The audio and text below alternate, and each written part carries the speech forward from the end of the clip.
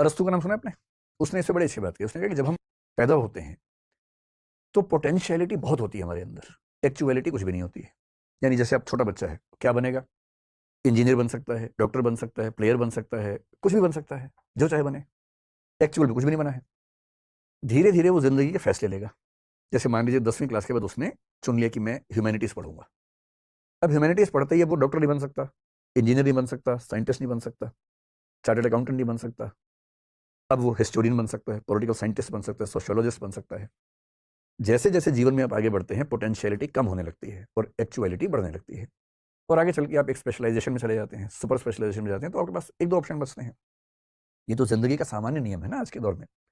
करना ये है कि जब आप ऐसे जंक्शन पे खड़े हों, किसी मुहाने पे खड़े हैं जहां फैसला करना है, चौराहा है, फैसला केवल इसलिए मत कीजिए कि आपके समाज ने क्या कहा है, परिवार ने क्या कहा है, या दोस्तों ने क्या कहा है।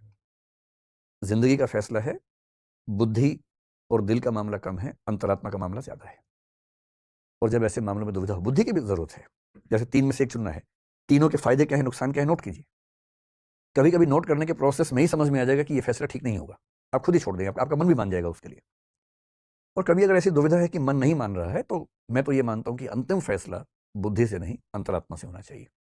और अंतरात्मा एक वो आवाज है जो आपके अंदर आपको बीच बीच में सुनाई देती है, कौंधती है। उसको माना जाता है कि वो आपके व्यक्तित्व के सबसे नजदीक की आवाज है।